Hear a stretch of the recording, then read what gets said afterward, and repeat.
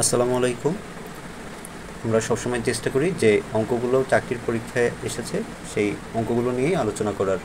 আজকেও এমনই একটি অঙ্ক নিয়ে আলোচনা করব আপনাদের সামনে।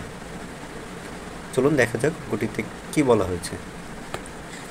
একটি চৌবাচ্চায় ৮,০০০ লিটার পানি ধরে। চৌবাচ্চাটির দৈর্ঘ্য 2.56 মিটার এবং প্রস্থ 1.25 মিটার হলে চৌবাচ্চাটির গভীরতা কত?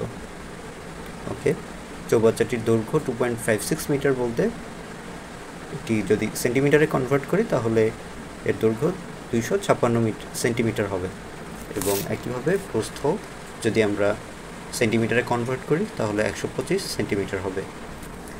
আমরা একটি সূত্র জানি, সেটি হচ্ছে আয়তন ইকুয়াল টু দৈর্ঘ্য ইন্টু প্রস্থ ইন্টু গভীরতা বা উচ্চতা।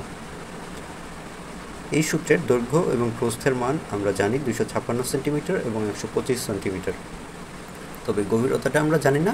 এই অঙ্কের মূল যে মোটো সেটা হচ্ছে এই গভীরতাটাই বের করা আমাদের। তবে আয়তনও আমরা জানি, আয়তন হচ্ছে ৮,০০০ লিটার।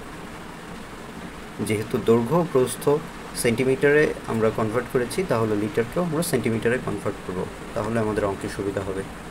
আমরা জানি 1 লিটার হচ্ছে 1000 ঘন সেন্টিমিটারের সমান, তাহলে ৮,০০০ লিটার হবে ৮,০০০ ইন্টু 1000 ঘন সেন্টিমিটার। ওকে, তাহলে আমরা যদি গভীরতাটা বের করতে চাই তাহলে এই ৮,০০০ ইন্টু 1000 ঘন সেন্টিমিটারকে দৈর্ঘ্য এবং প্রস্থ অর্থাৎ 256 এবং 125 দ্বারা যদি ভাগ করি তাহলে গভীরতাটা পেয়ে যাব। সুতরাং আমরা এই অঙ্কে কাটাকাটি করে 250 সেন্টিমিটার বা 2.5 মিটার পেয়েছি, সেটি হচ্ছে এই চৌবাচ্চাটির গভীরতা।